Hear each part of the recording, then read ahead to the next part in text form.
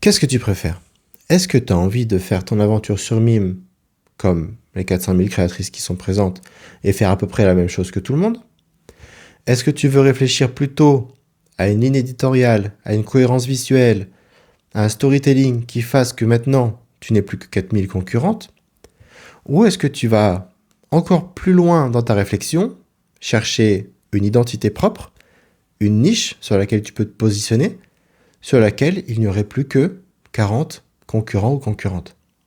Plutôt cool. Plus tu réfléchis à ça, moins tu as de personnes qui vont être contre toi.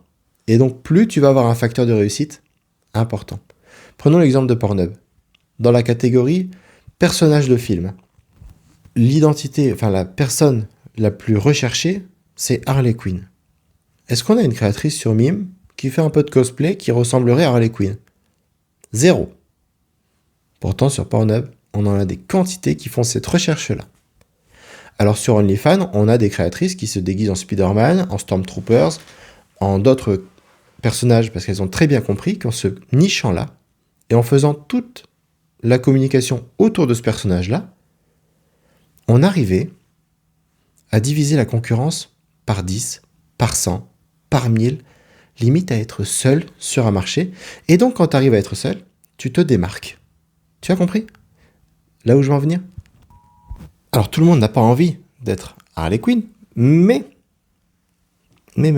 c'est exactement ce qui fait que les gens te trouvent sur les réseaux sociaux et s'attachent à toi. Ils se disent, oh, mais elle, cette créatrice-là, ce créateur-là, il fait exactement ce que j'adore.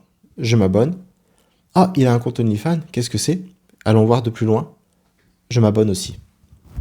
N'oublie pas que tu es sur un terrain de jeu sur lequel 80-90% des créateurs et des créatrices ne feront aucun chiffre d'affaires et vont finir par abandonner. Je te le dis vraiment, zéro.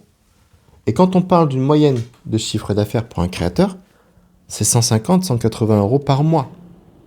C'est-à-dire que tu as la grande majorité qui fait zéro, une minorité qui fait du 100K, plusieurs millions de dollars sur OnlyFans, donc qui font que ce 150-180 euros devient une moyenne, mais beaucoup de personnes ne font aucun chiffre.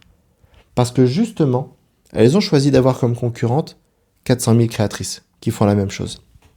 Celles qui ont choisi d'avoir 4000 créatrices comme concurrentes, elles font un peu de chiffres. Elles peuvent faire 100, 1000, 2000, 5000.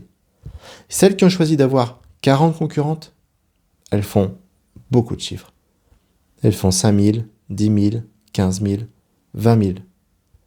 Et c'est ça qui fait la différence. Tu veux faire 0? Fais 0. Tu veux faire 100, comme la moyenne des créatrices, faire 100, 200, c'est bien. Si c'est une petite source de revenus qui te plaît, c'est bien. Si tu veux faire un peu plus, réfléchis à ta cohérence visuelle, réfléchis à tes méthodes d'acquisition, à ton identité, à comment tu te places. Tu peux réussir, quel que soit ton âge, quelle que soit ta morphologie, que tu sois 1 sur 10 ou 10 sur 10, selon les classements. Moi, ça ne m'intéresse pas ce genre de notes, mais c'est comme ça que ça marche visiblement. Tu peux réussir qui que tu sois. Qu'importe ta catégorie, qu'importe comment tu te places, si tu arrives à raconter une belle histoire, si tu arrives à être identifiable et mémorable, tu peux réussir.